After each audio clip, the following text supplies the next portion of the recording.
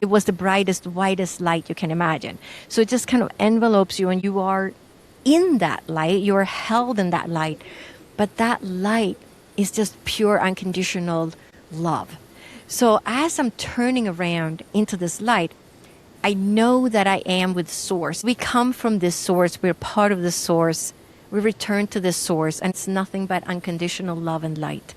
And that's who we are, and we carry that light within us.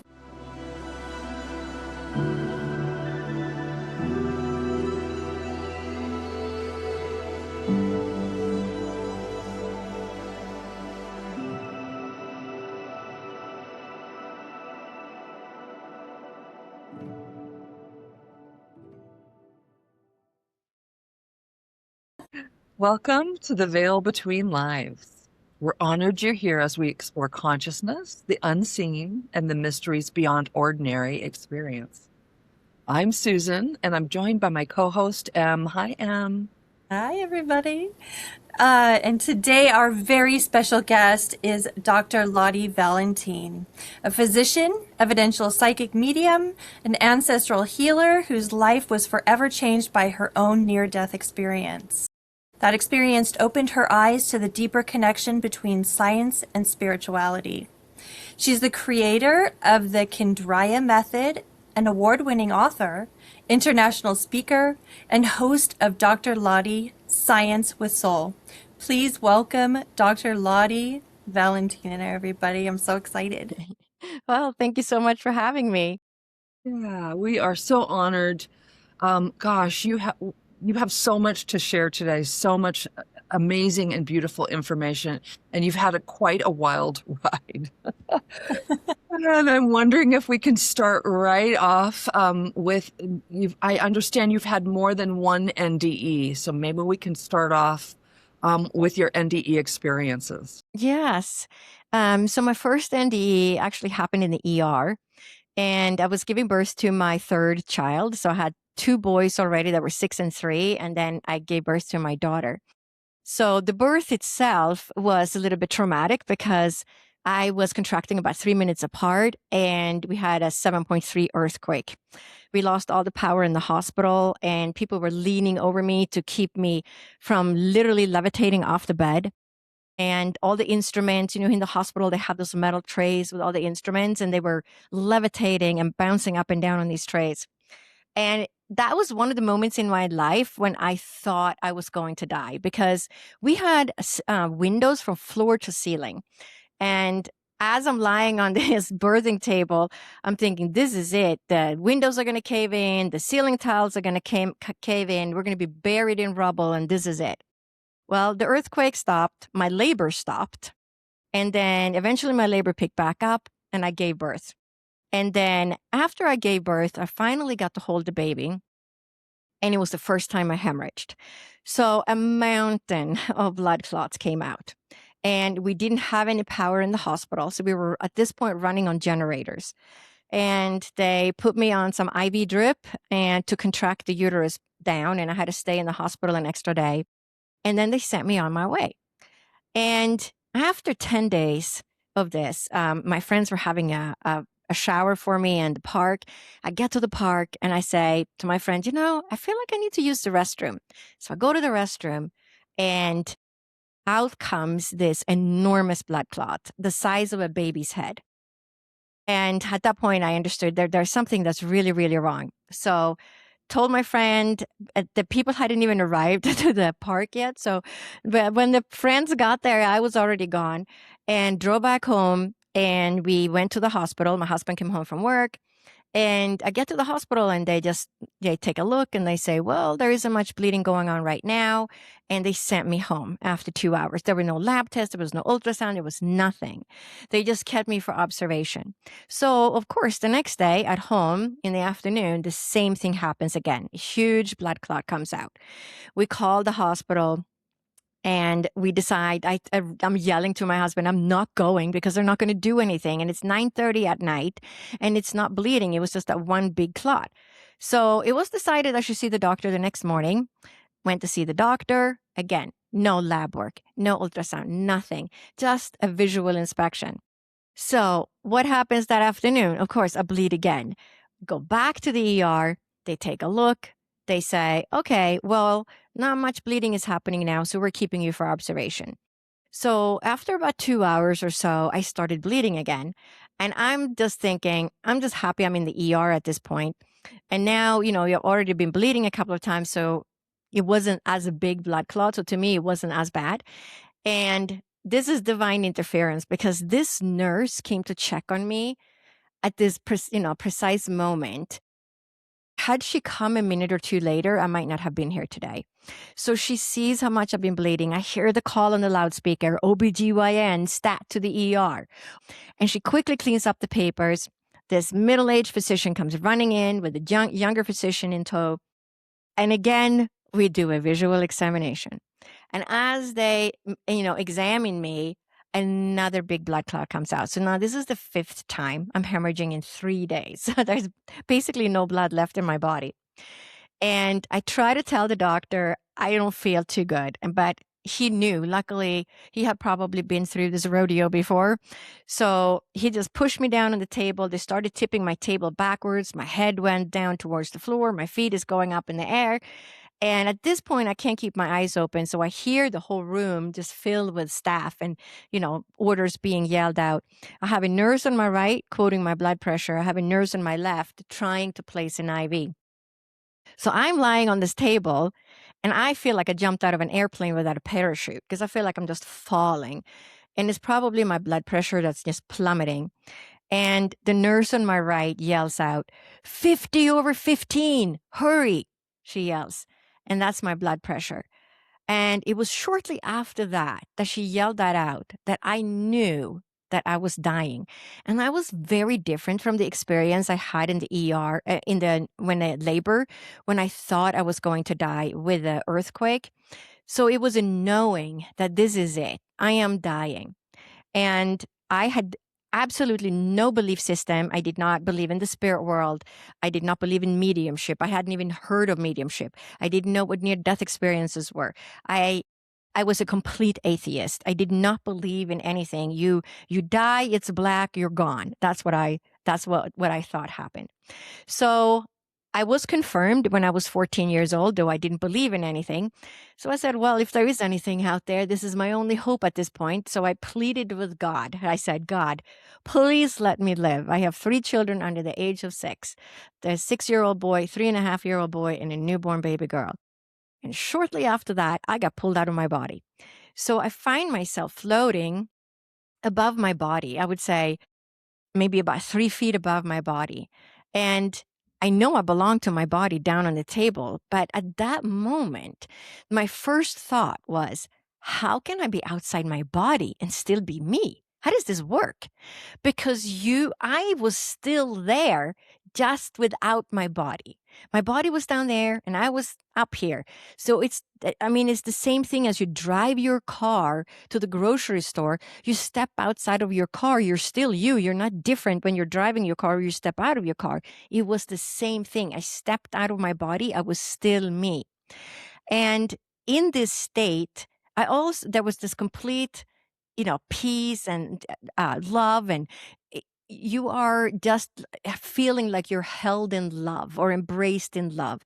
And you don't have those worries anymore. When I was down on that table before I left my body, I pleaded. I said, my children, I couldn't imagine my husband raising 3 kids on his own and, worrying about not being there for my children. But when I was outside my body, I was just completely calm and went saying, wow, how can I be out here and, outside my body?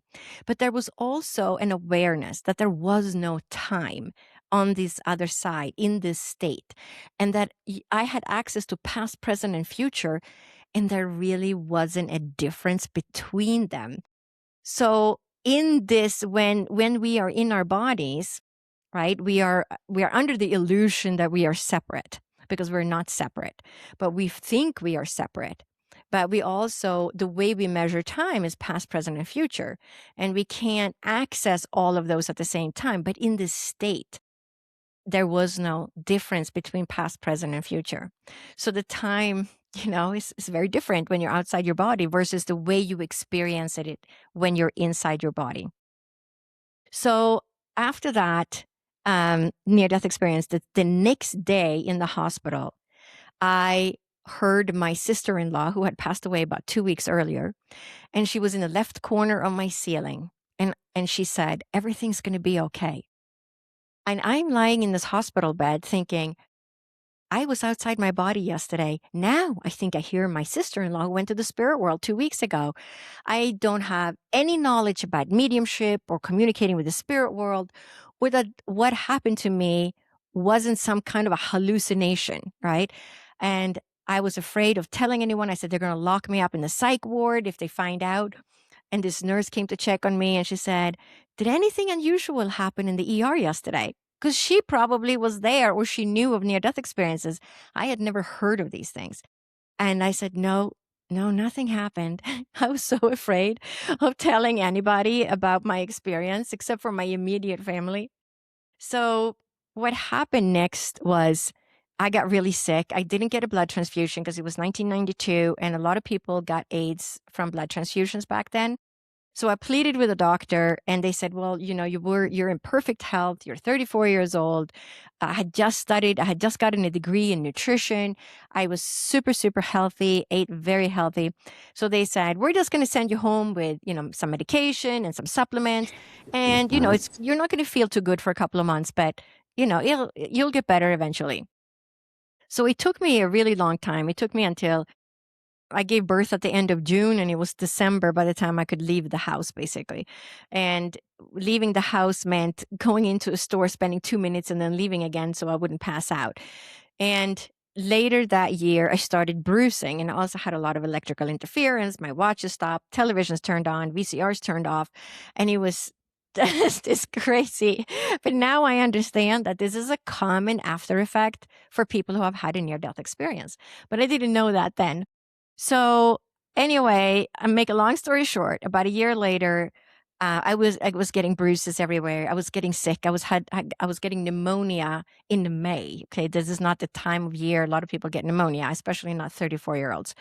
So they wanted to have me, get all this lab work done, but there is a long, crazy story. We did not have medical insurance that entire year. So we just my husband's company had been bought and everybody was laid off from top to bottom.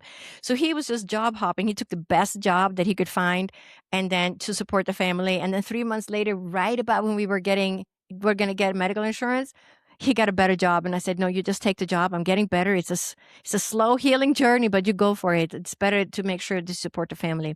So we didn't have insurance for almost exactly a whole year. We got insurance the following year, July 1st. So now it's May and I've made it. I only have 6 weeks to go until I'm going to get insurance. And this doctor wants to send me for all these lab tests. And I said, no, I'm not doing it because I'm better now than I was 6 months ago. So anyway, this took a long time. It took me about 6 years to come out of this. But I was slowly healing. So it's better to not interfere when the body's moving forward than risking all the side effects from the medications that they're going to give you. So it was a slow process of healing. So my second near-death experience happened during this healing crisis that I went through about 2.5 years after my first one. But the second near-death experience is very different from the first one because, the way I look at it now, I kind of laugh looking back, is if I had my second experience the first time, I probably would have discounted the whole experience because it's almost like it had to happen in stages in order for me to start understanding what was happening. Because immediately after the first experience, I started hearing the spirit world. I started knowing things. And that sort of had to develop slowly over this period of 2.5 years in order for me to have this deeper experience 2.5 years later. So many times during this healing crisis, I would wake up in the middle of the night. My head is pounding. If I put my knee on the floor to help my children tie their shoes, I would get a bruise on my knee just from putting my knee on the floor because any kind of pressure, I had such low platelet count. So I would bruise very easily. And I would wake up in the middle of the night, my head is pounding, and I would take my head off the pillow. And so this night, I wake up again, and my head is pounding. I take my head off the pillow, and, within a second, I'm taken out of my body the same way that happened in the ER. because it happens so quickly. 1 second you're inside your body, and the next second you're not. And a lot of people have asked me, did you leave through your crown chakra? Did you leave through your heart chakra? No, there is no knowledge of that, because it is, the fastest transition that you can imagine. It's you are either in your body or you are not. The transition is instantaneous of moving out. I don't know if other people have the same experience, but that was my experience in both cases. So this second time, I get pulled out of my body, but I am kind of being hurtled through space. It's more like Star Wars. I mean, imagine a spacecraft, and it's just kind of darkness. And I get to this place where I call it the bouncing station, because they sent me back and I didn't have a choice. Some people have a choice to stay. There was no choice. I was going to go back. And I had the knowledge of that there were floors above me, so to speak, and floors below me. So imagine going into a skyscraper with 100 floors, and you get off on the 50th floor. There's floors above you. There's floors below you. You just don't know what's on those floors because you're on the 50th floor. It was that kind of a knowledge that there were different levels to this where you ended up. And when I get there, I hear the most beautiful music. Music you cannot make on the earth plane. I tried. We had this huge Roland synthesizer. I think it had like 200 sounds. I sat at that synthesizer for a week trying to recreate what I had heard, because I grew up taking piano lessons, and there was not one sound that sounded as beautiful as the music I heard. It was more beautiful than the music we can make on the earth plane. So I'm wondering where this music is coming from. So I look to the right and I see this little log cabin that kind of looks like a Swedish sauna or a Finnish sauna, this little tiny log cabin. And I open the door, I look inside, but it's empty. So then I look to the left, and it's a mirror image of the little cabin on the right. And again, I open the door, I look inside, but it's empty. So then this very bright white, the brightest, whitest light you can imagine. But anybody who has been in a dense fog, when the fog rolls in and it gets really quiet and then you just get surrounded by this fog, it was like that, but it was the brightest, whitest light you can imagine. So it just kind of envelopes you and you are in that light, you're held in that light. But that light is just pure unconditional love. So as I'm turning around into this light, I know that I am with source, and I don't, everybody has a different name for whatever religion they belong to. They might call it God. They might call it something else. I call it source, because we come from this source. We're part of the source. We return to this source, and it's nothing but unconditional love and light. And that's who we are. And we carry that light within us. We are part of this light. And in this light, there is an outline or a silhouette of angels. And the music is coming from the angels. But I'm also aware of the fact that I don't believe in angels. Never had believed in angels. But this is my experience. So the music is coming from the angels. And then there are two spirit guides, or spirit entities, one to my right, one diagonally to the left in front of me. And the one to the right says to the other one telepathically, "What is she doing here? She has to go back. She can't be here." And I've already spent 2.5 years trying to figure out what happened during my first near-death experience. So I say, no, wait a second. How can this be? How can I be outside my body and still be me? This is not supposed to happen. And the spirit guide says, well, if I told you, you wouldn't remember, but you will remember this. And then it was as if I was standing on the moon, looking down on the earth. But around the earth was this diamond-shaped, silvery, what I called at the time, silvery, glittery fishnet, because fishnets are diamond shaped. And I grew up in Sweden, in Scandinavia. And when I was a little girl, I used to row the rowboat for my grandmother, and she would lay fishnets in the ocean to catch fish for the family.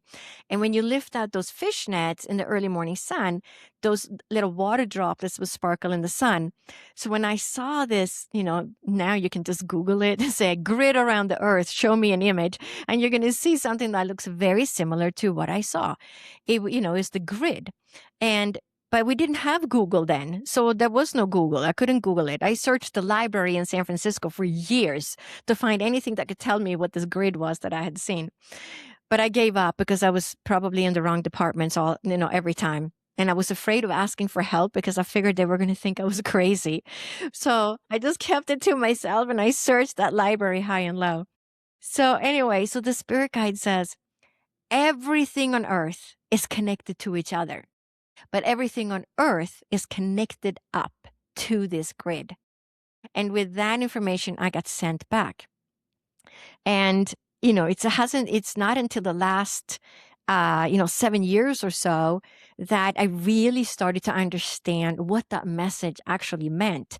And that is what has become my work today with ancestral healing, because we are all connected and we are connected to our ancestors. We're connected to our loved ones. We're connected to our, brothers or sisters, the people that come after us.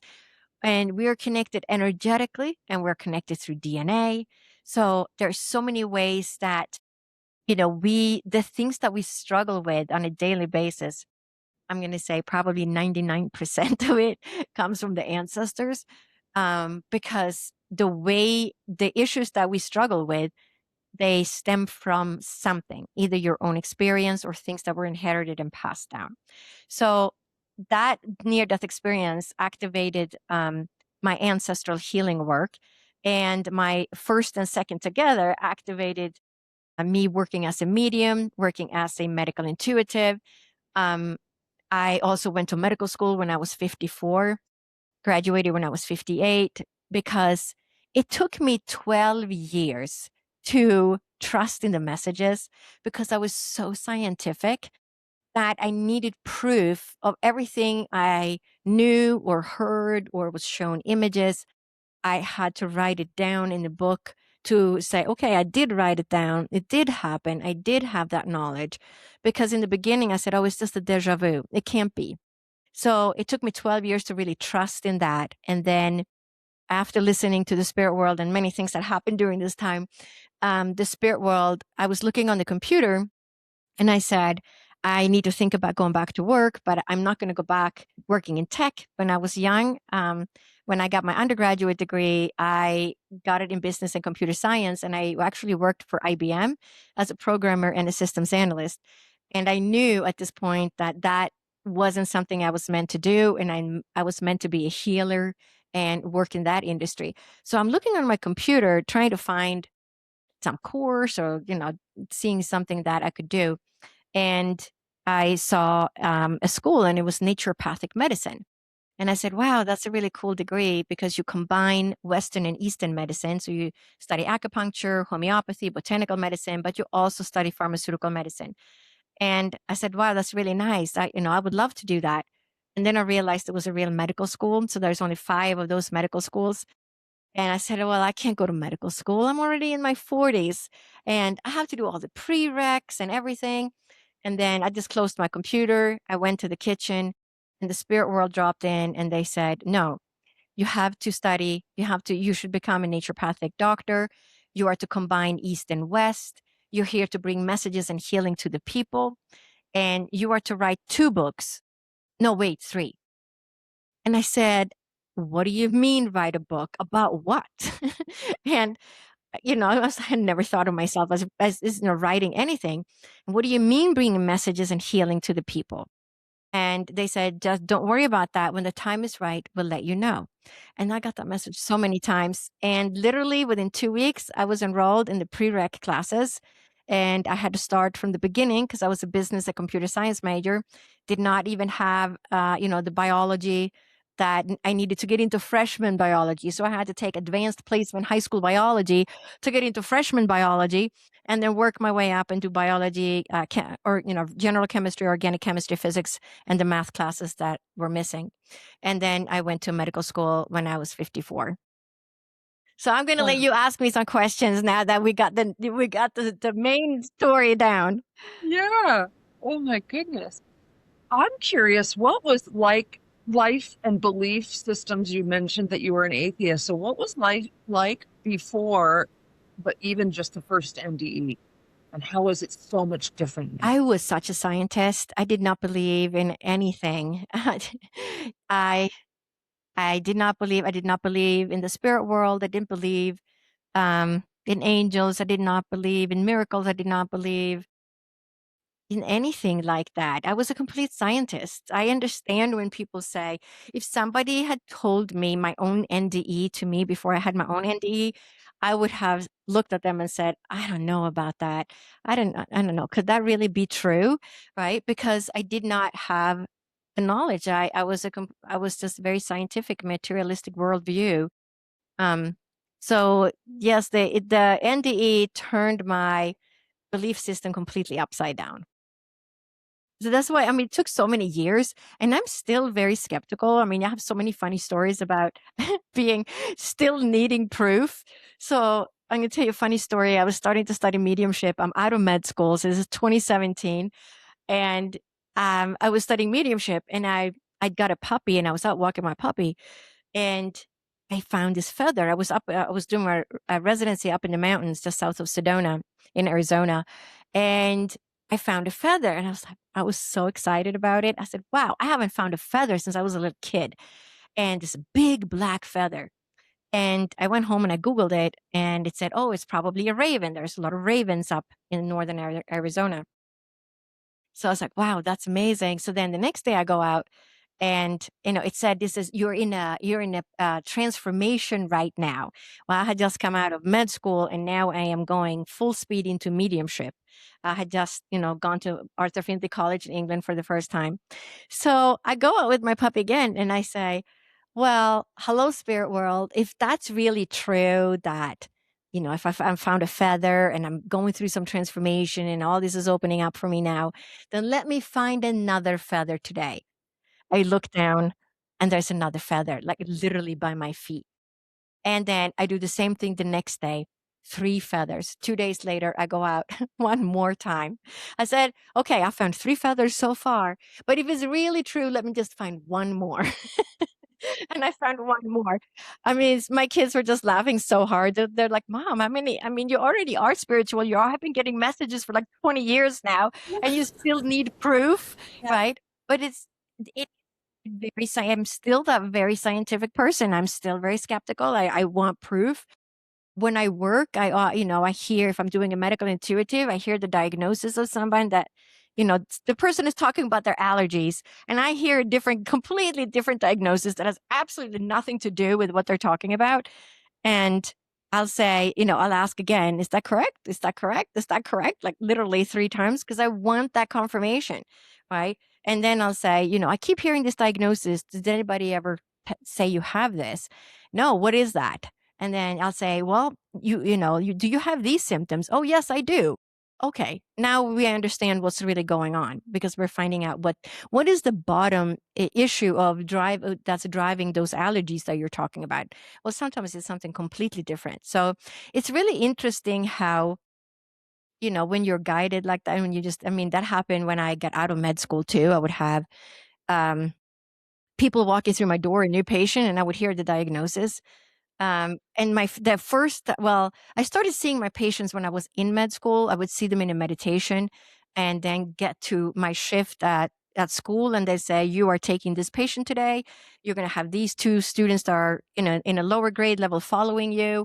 You're going to be reporting to this student, to this resident physician. And then the resident physician reports to the, to the physician that's in charge of the shift, right? So there's this whole hierarchy that happens because as a student physician, you're not allowed to treat or diagnose, right? You're collecting information. You go back, you present your information. And if you're lucky, you get all the information collected in the first try. And if you didn't, you go back to the room. So, and you ask more questions. It's very similar to TV shows like, the House series. Yeah. They ask every resident or every student physician, what would you do? What would you do? What would you do? And they just go around the table. And that's very much reality. That's very much how it is. So, but I would start to see my patients before I was assigned the patient. And then I would say, wow, this is the person I saw in my meditation. And then when I got out of med school, I would hear the diagnosis of new patients walking through, like into the exam room. And I would hear a diagnosis. And Yeah, it's really interesting because it's meant to be that way, and that's how that journey all began. And then, now I work as a medical intuitive because you can't. I'm going to say all physicians are intuitive to some degree, right? And some of us are more intuitive because this is how I came to this world. This is my work. This is what I'm here to do, to help the people. I kind of laugh because I say to myself, why did I get a medical degree? Because I'm not working in clinic anymore. So I'm working as a medical intuitive. Now I understand why, because I needed that. I needed the knowledge in order to sort through and help. So, there's a lot of medical intuitives. And I'm going to say every medical intuitive helps a certain portion of the population. So we have the people that need a liver cleanse. We have the people that have an allergy, right? And those are maybe easier things to pick up on. But many times the people that come to me are people that are falling through the cracks of the medical system itself. They have already had 10 labs. They have already had an MRI, a CT scan, and an ultrasound, and nobody knows what's wrong with them. And they're still suffering, and they're just told that there's nothing wrong. We can't find it. And I often get those people because it takes the medical knowledge, then the intuitive aspect to merge together in order to help those people find a way to healing. So it's a really interesting, it's an interesting journey that I signed up for in this life. We all have our journeys, right? We're all here to do something. And this is just what I signed up for in my life. So, we all have, I have a session that I call messages from your spirit guides. And it's probably one of the more fun sessions because so I'm clairvoyant, clairaudient, clairsentient, and claircognizant. So I see things, I hear things, I feel things, and I know things. But I'm going to say clairvoyance or seeing things is my main. It's probably 80%. So I see things, and then sometimes I hear, sometimes I feel. It depends what information is coming in, the way I'm going to, find that information. But the messages from spirit guides is really fun because I see the spirit guide. And when I see the spirit guide, I automatically know something about the person. And then I talk to the spirit guide and I know things. So I'll say, oh, you're like this and you're like that. And when you were a child, this happened. And it's very interesting. And then we can find, because many times people say, well, why am I here anyway? I don't even know what I'm here to do. Right. But many times that is a great session for those people. And I will quickly sketch what I see, an image, like in 5 minutes or less, what I see. So, and then I take a picture of that and I email it to the people. And I've had several instances where there was one, this man, he had a monk as a spirit guide, and I held up the picture, and I said, "Oh, that's interesting. You have a monk as a spirit guide, huh? You are in a very spiritual journey in this life, and you hear the spirit world." And it was one of those. And then he said, "Yeah, I had a near-death experience when I was young, in my 30s." This man was probably in his 60s or 70s. And he said, and I held up the picture, and he said, "Yeah, that's the monk I met during my near-death experience. I know him well." So it's really interesting how, things come through. And I had another person, makes me think of this woman. This man had this really burly, thick, dark beard and kind of shaggy hair. And I quickly sketched what I saw and I held it up and she goes, "That's my husband." And I just lost him a few months ago. And she went and she got his driver's license, and it was literally that it was him. It's fascinating, right? So, we all have spirit guides. We have a team of spirit guides, and then you have a main spirit guide, and it's the main spirit guide that typically comes in.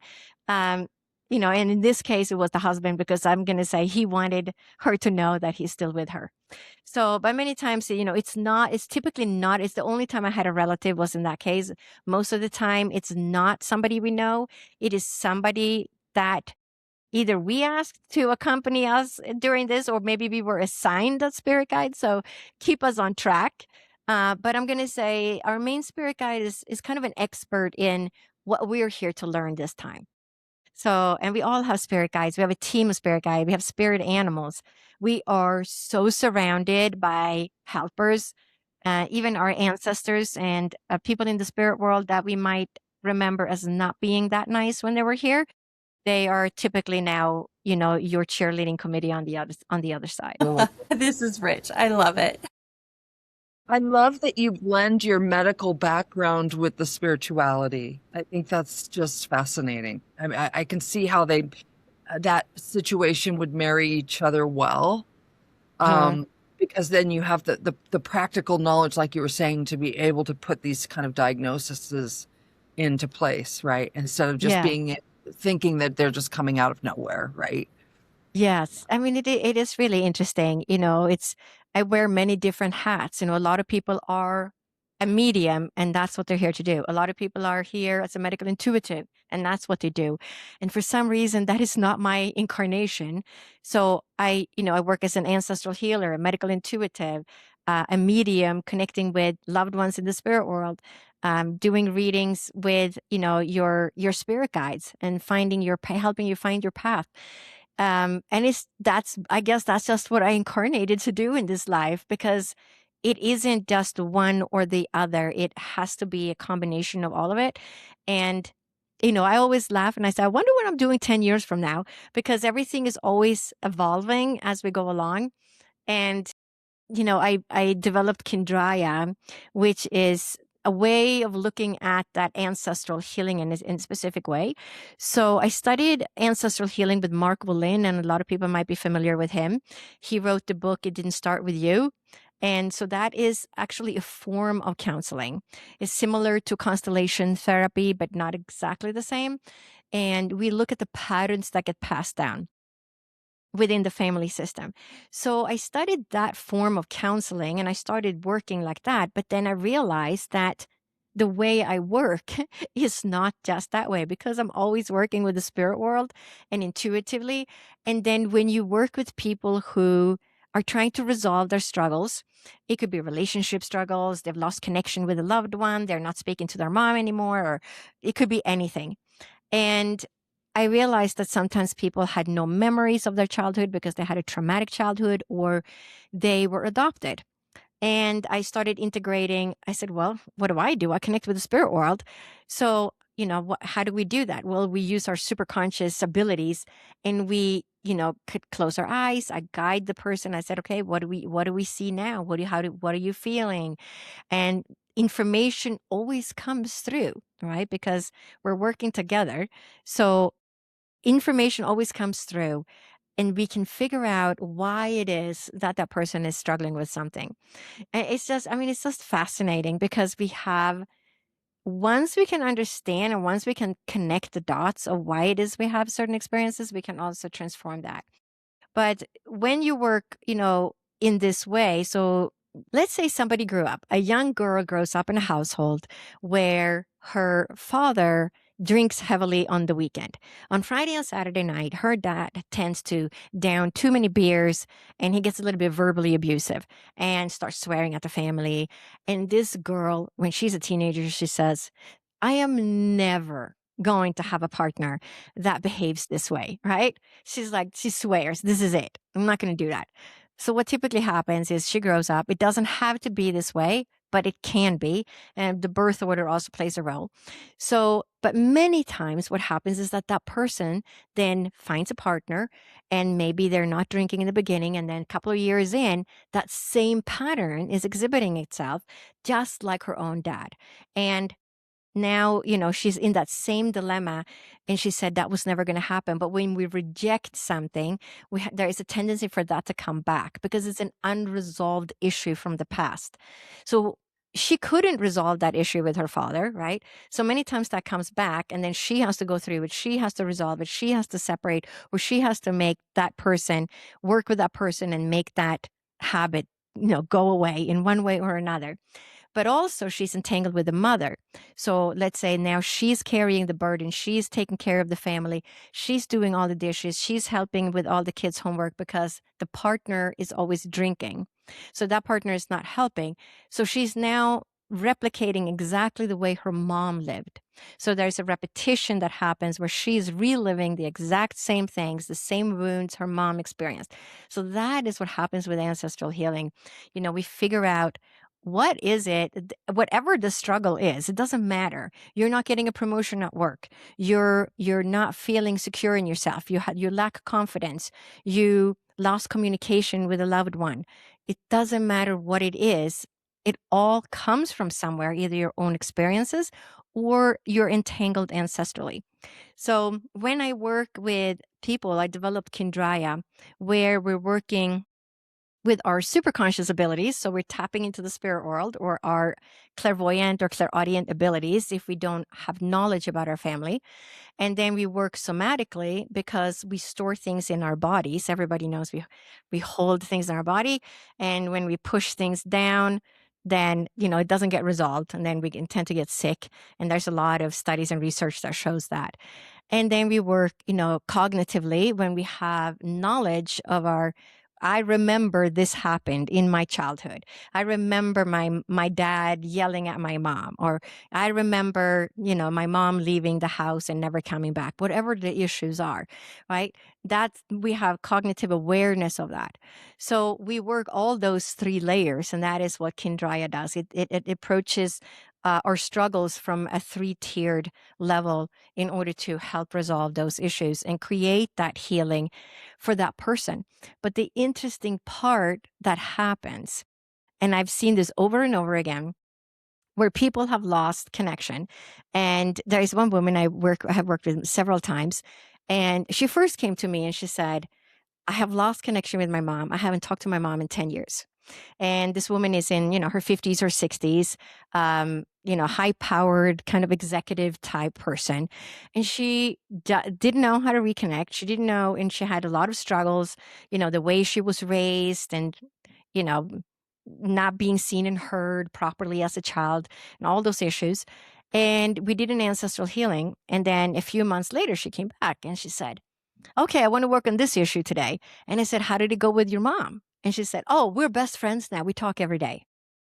So, and then I've had other people that said, I haven't talked to my child in 5 years and I want to do a healing on that and see if we can change that. And then, 2 weeks goes by and I get an email and it says, guess who just called me? That, that child who I haven't spoken to in 5 years. I had another client say, they were raised in a household, a woman and a man. So it was 2 kids, and it was a very dysfunctional household. And I worked with a woman, and we did an ancestral healing on that. And she later contacted me and said, "Oh, we just had a family get together with my brother and his family."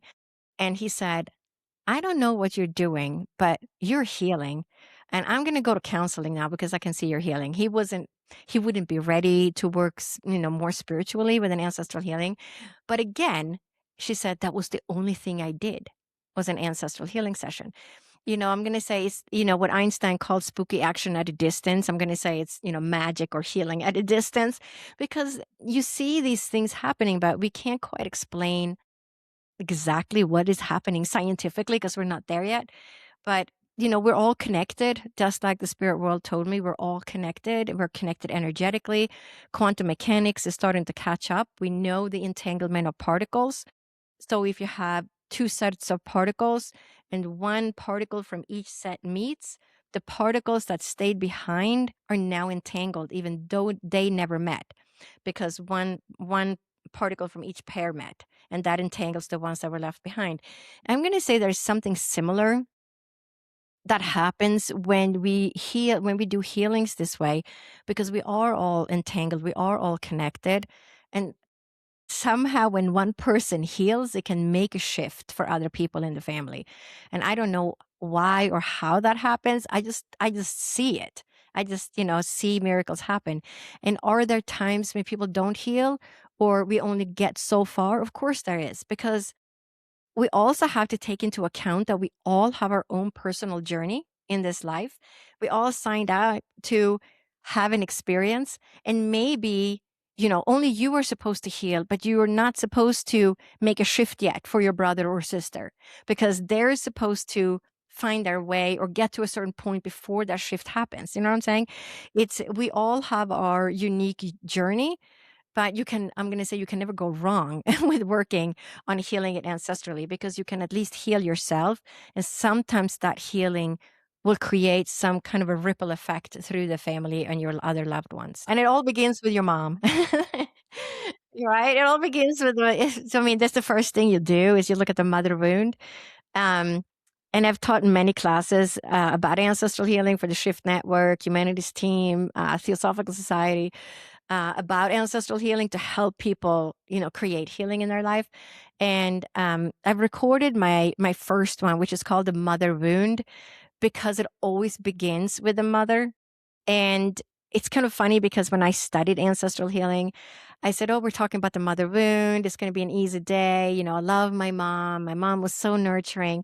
I don't have a mother wound. And then about halfway through, I said, oh, no. I have a mother wound, even though my mom was so loving and so nurturing, because it creates a different kind of wound because you are now raised in a different way and there's certain expectations on your behavior and you create your perception based around that.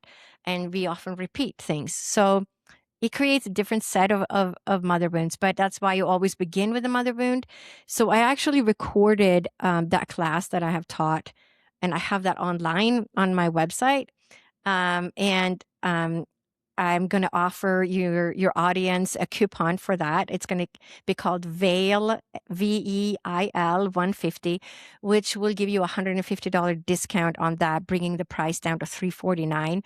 And it is, that was a 7-week course that I taught. So it is, it's $1,000 course or more that I'm offering because I'm part of my journey, I feel, is to make healing accessible to as many people as I can. And we're so grateful for that. Thank you so much for doing that for our audience. And you also have a book.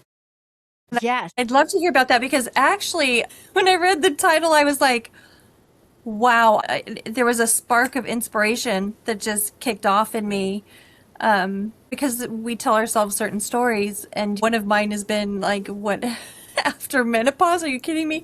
And I'm truly, truly impressed that you went to med school after menopause because I was telling Susan off camera that half the time I can't remember why I walked into a room and here you went to med school. And I just find that I felt empowered when I read the title, just the title of that book, which by the way, I've ordered that book now because I feel so lit up by the title. Yes. I'd love for you to talk a little bit about that. That is just, I find it very inspiring. I find you very inspiring, and I'd love to hear your take on that. Yes. So for the spirit world told me to name the book Med School After Menopause because it's supposed to be an inspiration to other people that life is not over because you hit menopause, right? There's a tendency, I think, of society or people in my age group to think that, oh, this is it. And, my life is kind of over now. But absolutely, it is not. So the book is it's about my near-death experience, and it's about, it won first place in the Spiritual Leadership Award. So it's actually a spiritual book. And I have, a chapter or two about what is it like to return to school when you're 54 to help people understand it is not scary at all. It is absolutely much less scary than you think it is. All you have to do is make sure you know how to use a computer. Can you download documents? Because everything is on PowerPoints nowadays, and you download your course material. We don't have that many books anymore. A lot of it is PowerPoints.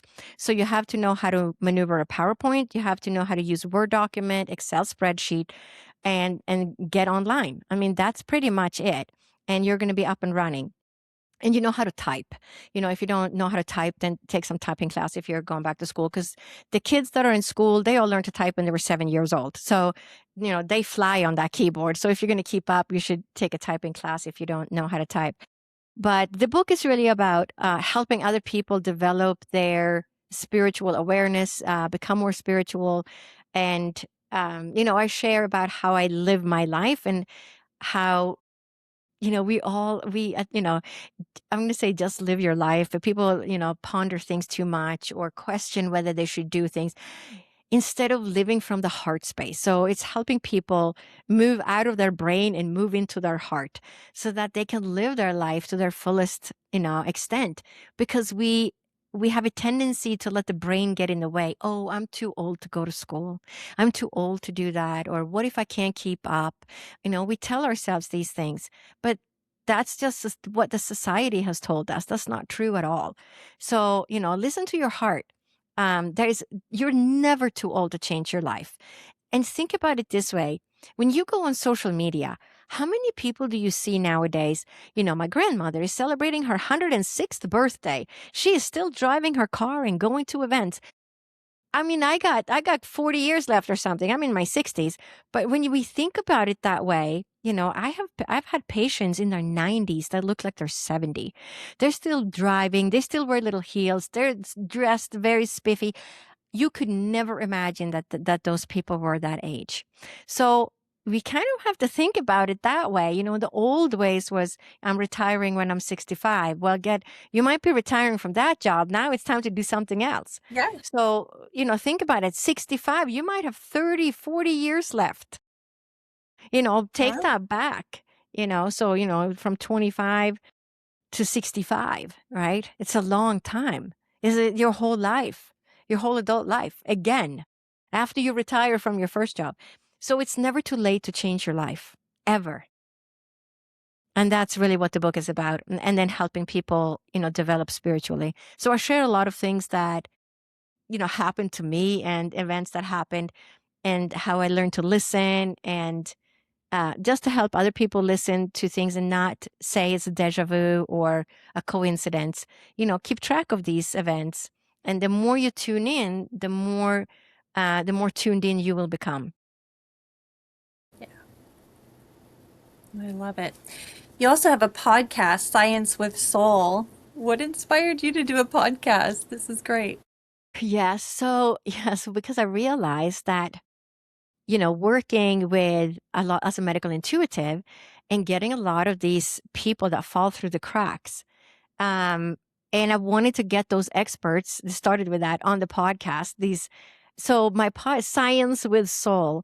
So I have a lot of physicians and surgeons that think out of the box that can help other people find their way. Somebody hears that in India and says, oh, now I know what's wrong with my sister. And now I know, right? This is helping people find their path. So it's a combination of people that are very scientific and physicians that are paving the way for new treatments and have seen these complicated cases that tend to fall through the cracks with other physicians. So getting those people on my podcast to help share what it is that they're learning.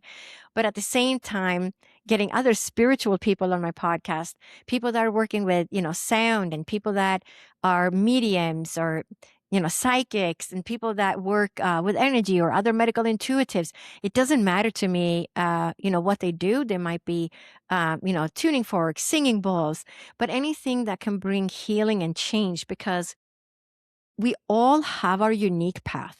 So some people are going to heal. Let's talk about some complicated disease like cancer or something. Some people are going to heal with the chemotherapy, right? The regular westernized medicine, and that is the path. And they might say, I don't want to do chemotherapy. I'm really against that. I can heal spiritual. I'm very spiritual. But guess what? They may have incarnated to heal through chemotherapy, right? We don't know what their journey holds. And the same thing for other people. Then there are people that are healed with the celery juice and the carrot juice.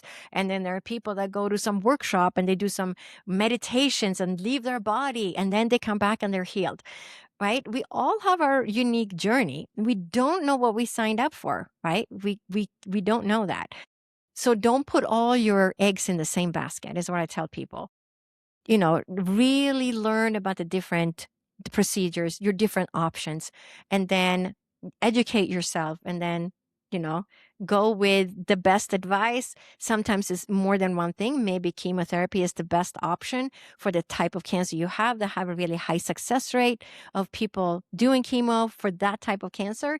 And many people don't have a recurrence if they go that route. And then you also do the meditations and the other things on top of it, right? You don't have to say you're only going to do one thing. So, make your own plan and incorporate all of the different things that will be the best plan for you. And don't do something because your best friend says, my mom healed and she did this. That was that mom's journey. She was supposed to heal that way, but your journey might be completely different. So I always tell people, don't listen to other people, do your research, and then find the best options for you. Very good advice. You said something, a series of things earlier I just want to touch on a few minutes ago. It sounds to me, correct me if I'm wrong, that you think that our path is predetermined. I'm going to say that the path, the way I look at it, the path is predetermined to a certain extent, but we also have free will. I'm going to say it's not one or the other. It's not all free will and it's not all predetermined. But I do think that major life events, the person I married, the person I had children with was predetermined. And you can see these things in the astrological chart. I've had people do research, people who do astrological research on people that have near-death experiences have told me, yes, you have one of the patterns we see with all the people that have had a near-death experience. So, hey, that's in my chart. I have people look in my hands. They say, oh, you're here as a healer. Oh, I can see this line here. You see things. You know things before they happen. Yep, that's true. I can see that because you have this one line in your hand, right? And there's a lot of things that people have told me that are in my chart, in my astrological chart. My first near-death experience had another astrologer say, yes, your first near-death experience had to happen on that day, which was probably why I went to the ER and got sent home. Because on that day, when I had my near-death experience, the planets lined up in this one particular way where everything was just perfect. And it was to serve as a reminder of why I came to the earth this time. And literally, that's what that person saw in my chart. So I'm going to say, yes, some things I think are predetermined. And that, I was sick for so long, it took me 6 years to sort of function semi-normally. And then it took another 4 to 6 years where I thought I was never going to be quite well. And this might just be my new normal. And I would never go back to work. And I actually started an online business that was called Kids Quality Toys in the early 2000s, when we barely had internet. And I built it from a demo disc, and I got programming for dummies, because I was a programmer, right, for IBM. So it wasn't that hard to pick up another language, and built that website. And I figured I might never go back to work. I may never be normal. So I better come up with something to do and earn money. So, but all these things I'm going to say are in the chart, because then I was told that, oh, yes, you were sick. I can see here that you were sick for many years. And then you got well when you were about 44. And I said, you can see that in my chart? And that person said, yes, that's when you paid off your past life karma. So I'm going to say that there is some kind of a combination, right? But that past life karma that was paid off in a very clever way, because I had my near-death experience, which activated my life path of what I signed up to do in this life.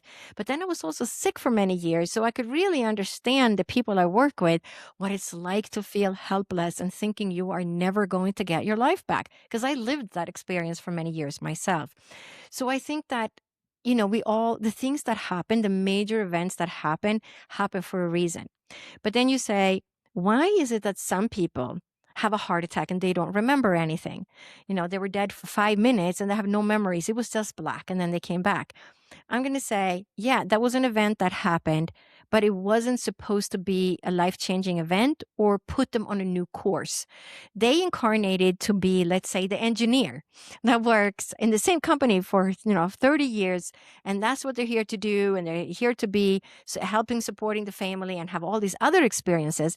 But if they had remembered that experience, it would literally pull them off track. And now, they're going in a new direction, but that's not what the lessons were, or the learnings that they signed up for in this life. So I think that, everything has a deeper meaning in the end, and we don't always know what that is, because we're living, in these little bodies where, we feel like our brain is a peanut. So imagine that you grew up in your apartment or your house. Okay. You have never left your apartment or your house. Let's say you have a little yard or a balcony, and you go out and that's all you know. You don't know anything about the rest of the world. You have never left your house. And then one day when you're 34 years old, you leave your house and you go on a road trip across the United States. And then you take an airplane and you see the whole world and you realize there's this whole world out there. That's what it's like when you have a near-death experience. Because when you're in your body, we are cramped down in this little tiny space of having these experiences, and we only see so much through the lens of the body and our eyes and our intuition and feeling energy and all of that. But when you leave your body, there is this whole other world out there. This that that has been kept from us when we're in the body because we can't see it. We can't have that experience because we're having an earthly experience right now. We're in this little, avatar body with our soul. And then one day the body can't keep up anymore. And it's like your old car dies. And finally you have to step out of your car that you've lived in your whole life. And then you get a new car and you come back, right? So you leave your body, you go to the spirit world, you come back in a new body, new life, new experiences. It's just not really that different from stepping out of your car. And then, the car died. I'm getting a new car or getting a new cell phone, right? Because your soul, your consciousness is in the field. It's not really in your head, right? So when you think of your computer or your phone, your phone dies, you go to the store and you say, my phone died. I need a new phone. And what do? They just click a couple of buttons and then they say, all right, everything is being transferred to your new phone. And it magically comes down from the universe onto your new phone all by itself, right? Yep. But I'm going to say we're not really that different from our phone because our soul is out there. Our memories are out there. Our consciousness are out there. And when this body dies, just like the cell phone, we're like, okay, I'm going to come back and get a new body and have a new experience. I mean, I think that we're not that different in the end. I think our information is also stored in the cloud or in the field, and then we access that information. We're the processor. Like your phone processes information that you store in the cloud. Your computer can't do anything unless you download information or put all these different programs on your computer. It can't do anything. But we're not that different when you think about it. Because we also download information. We also get information from the field. We also get intuitive information. So we're not that different from our phones and computers in terms of, getting information or downloading information. Yeah, I love that analogy. It's really good. Do you believe from your experience that sometimes these not so nice experiences happen, illnesses, tragedies, these kind of things, and that is part of the divine orchestration to lead us to the path to discovering these different healing modalities and to do some deeper inner work on ourselves? Maybe is that part of a setup? I'm going to say, we all have our script, just our scripted journey and our unscripted journey. And I think we often end up at the same end point. Maybe you have 5 different roads you can take to learn about this experience. And then, we didn't do this, so now this happens instead. And I think it's, we all signed up to have certain experiences. Did I sign up to have a near-death experience? Absolutely. Did I sign up to be sick? Absolutely. That was just part of my journey. When I'm going to eat for dinner, my choice. Am I going to go to, this Christmas show? My choice. You know what I'm saying? So there's free will, but I'm going to say all the big events are part of, who we marry, maybe where we end up working for a while, if we get sick, if we have an accident. I think a lot of things like that are part of it, especially if we then have an astrological reading or we learn that, oh yeah, that's in your chart. I'm going to say, of course, it was part of your journey then. It's in your chart. So, and then there are times maybe when things are not part of your chart. If you didn't get to, you had that heart attack and you have no memories of it, maybe, that was just something that happened that you're not supposed to, you're supposed to learn something else from that. Maybe you didn't remember anything from your heart attack because it was just black, but now you realize you have a second chance on life. And maybe now you change the way you are or the way you're interacting with your family. You become kinder. Maybe you were kind of a grumpy person, but now you had that experience, and maybe that's the lesson they're here to learn, to become ungrumpy, right? Become kinder, more grateful. So, it serves a different purpose. Every experience that we have is going to serve a different purpose for that person's incarnation. I just find it interesting, even when I just personally look back on my own life, certain things that I've been through where let's take just something simple like a job that I was doing at the time, and maybe I wasn't very happy there, or I didn't feel very fulfilled, but I see that the skills when I look back that I learned in those different things are actually serving me now. So it's almost like in retrospect, it makes sense. Yes, and nothing makes sense when you're doing something. I've also had a million jobs that were just, they were just stepping stones in your life. But they all, looking back, and did I like all those different things? Of course not. They weren't really who I am, but I learned a lot. I learned a lot about those jobs. I was a sales rep. I was a sales manager for a biotech industry. When I was a homemaker, I sold Tupperware when my kids were little in the 1980s. I mean, I've done so many different things, but they all served a purpose. They all taught me something different. And now when I work with people, I can relate to them. I've been in the corporate America. I've been the person at IBM standing on stage speaking for hundreds of people and being in charge of different things and trainings. And I've been the sales rep dialing to try and make quota, right? Yeah. And they're very, very different experiences. And I can relate to a lot of different people because of my experiences. So I'm going to say nothing, when we go through it, we don't like it, but it always serves a purpose later on, right? I started my business. I had to learn how to do QuickBooks accounting all of a sudden because I was running my own business. Well, of course, that served a purpose because now I'm running my own business again. And all that knowledge that I learned back in the early 2000s are still valid, right? I can still use all of that. So it always comes back in one way or another. So, nothing is ever wasted. It's a reason why we go through all the different learning experiences during our life. What wisdom can you share with our audience for anybody that has gone through an NDE or a spiritual transformative experience, and they're just coming out the other side, and they're trying to unpack and understand what would be a good starting place for them to begin their journey? Yeah, I would say, read books, see which book speaks to you. You don't necessarily have to read the book that somebody, told you about or your friend told you about. Sometimes, that works. Sometimes you just have to find your own way. But now there's so many books on these topics, NDEs or STEs. And I would say that is always a good starting point. I'm going to say PMH Atwater's books are amazing. She's written 16 or 17 books. She did a research on near-death experiences for most of her life, probably about 40 years. And I've read a lot of her books, and they can be a big help because she shares a lot of stories that other people had in those books as well. And that helped me a lot when I try to find my way and figure out what really happened.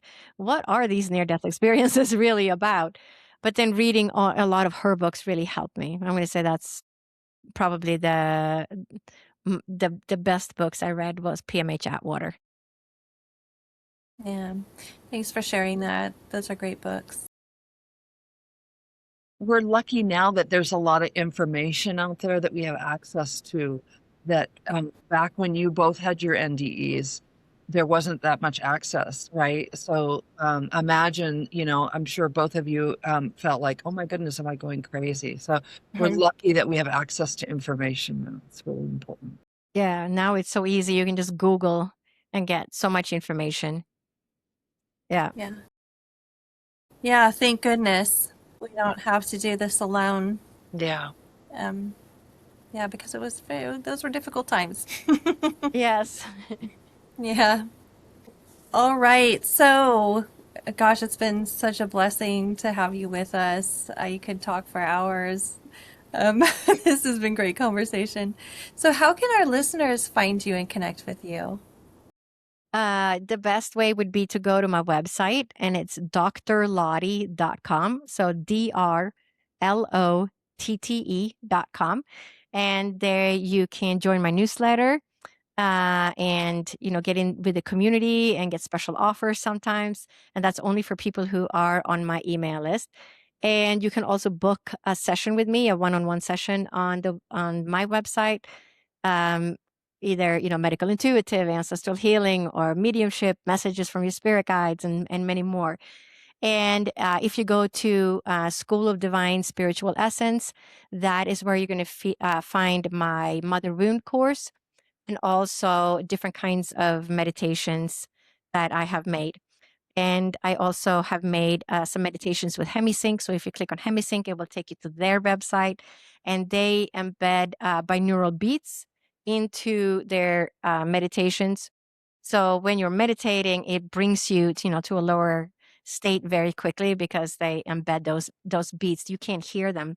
You just think you're listening to a meditation. So that is the best way of connecting with me. Beautiful. I love it. I love it. And for our audience, thank you for stepping into this space with us. If you feel nourished or inspired by the Veil Between Lives, please subscribe, like, share, comment, or leave a review. It helps these conversations reach the souls meant to find them. Thanks so much.